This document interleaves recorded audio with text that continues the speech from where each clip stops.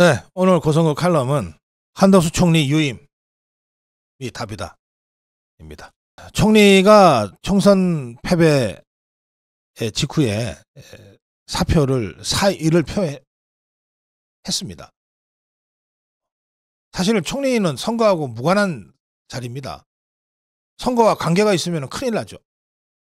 선거와 무관한 자리지만 총선이 국정운영에 대한 국민적 심판의 의미가 있다고 생각하고, 그렇다면 이렇게 국민들로부터 회초리를 받았으니 행정부를 통할하고 대통령을 보좌하는 총리로서 정치적, 도의적 책임을 지는 것이 맞다, 이런 생각으로 사의 표명을 한 상태입니다. 그렇지만 대통령이 아직 한덕수 총리의 사의를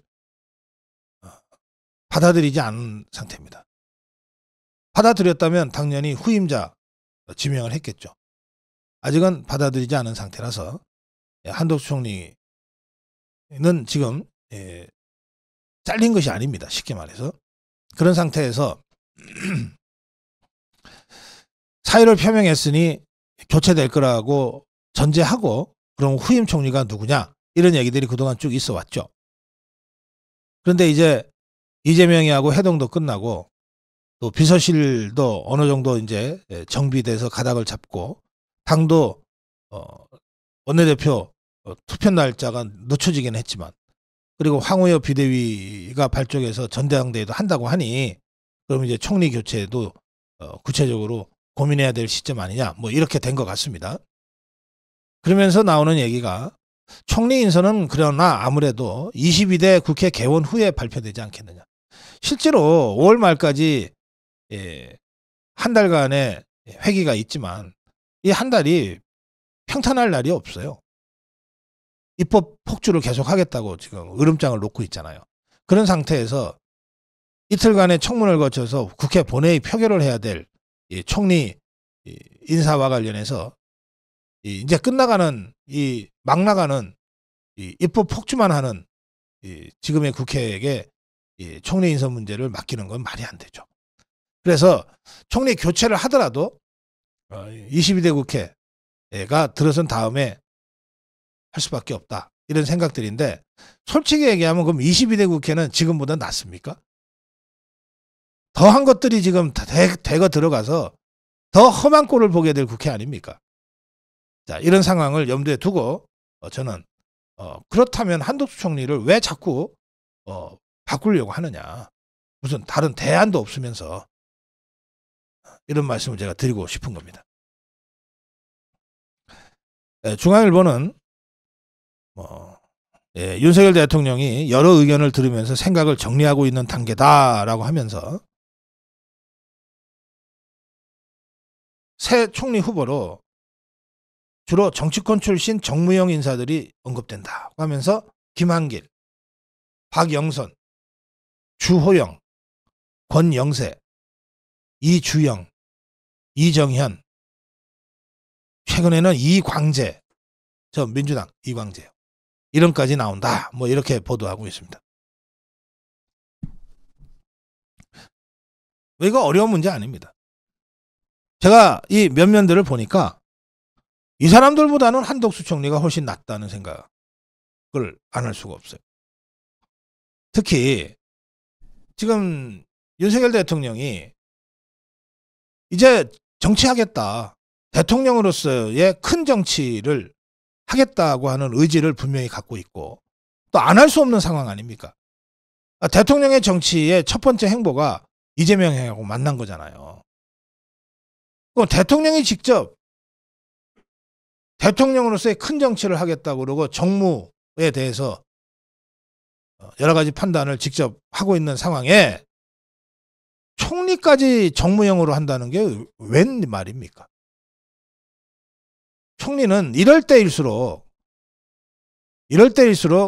대통령의 큰 정치를 든든하게 뒷받침할 수 있는 실무형 총리로 가는 것이 맞습니다.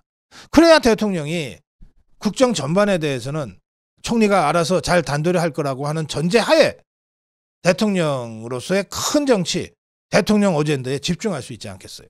정무형 총리를 썼다가도 상황이 이렇게 되면 국정 운영을 제대로 단도리 해갈 수 있는 실무형 총리로 바꾸는 게 상식이에요. 그것이 첫 번째고, 두 번째는 그 거론되는 면면을 보더라도 총리라는 자리가 이게 뭐 대통령 메시지 대독하는 총리, 뭐 유명무실하게 있다가 혹시 책임질 일 있으면은 대신 옷이나 벗는 방탄 총리가 아니라면 국정 전반에 대한 다양한 경험과 이해가 있어야 돼요. 특히 지금 대한민국에게 가장 중요한 문제는 너도 나도 다 민생이라 그러잖아요. 민생과 경제. 이것에 정통한 사람이 총리를 맡아야 그나마 내외적으로 어려운 상황에서 정부가 주도적으로 헤쳐나갈 수 있지 않겠습니까? 자, 생각해 보세요. 김한길이 경제를 알아요? 민생을 알아요? 국정 전반을 알아요? 박영선, 주호영, 권영세 이런 정치인들이 뭘 알아요 도대체? 그다음에 세 번째, 제일 중요한 것인데요. 뭐 그래도 국면 쇄신을 위해서 비서실장도 바꿨고 당 얼굴도 바뀌니까 총리도 한번 바꿔보자고 할 수 있어요. 할 수 있어요. 그런데 국정 쇄신하려고 바꾸려다가 국정 발목 잡히는 수가 있습니다. 총리의 인준 절차가 대통령이 지명하면 이틀간의 국회 청문을 거쳐서 국회 본회의 표결을 거쳐서 임명이 되는 거예요. 그러면 이 얘기는 뭡니까? 국회 이 후임 총리를 지명하는 데까지는 대통령이 할 수 있어요. 대통령의 권한이죠. 그 다음부터는 대통령 손을 떠나버려요. 장관하고 달라요. 총리는. 국회 본회의 동의 절차가 있으니까. 그 순간 인사권은 국회한테 넘어간다니까. 이재명이 손에 넘어간다고. 누굴 추천하든 이재명이가 노 해보면 끝나는 거예요. 누굴 추천하든 한 번이 아니라 두 번이 아니라 세 번이라도 노 해버리면 끝나는 거라니까. 청문 자체를 안 잡는 수도 있어요. 그게 김병준 사태였습니다. 박근혜 대통령이 김병준을 통합형으로 생각해서 총리 지명을 했어요. 황교안의 후임으로. 당시에 문재인이가 청문 자체를 안 해버렸잖아요. 그래서 한 몇 달간 김병준이 공중에 떠 있다가 끝나버렸어요.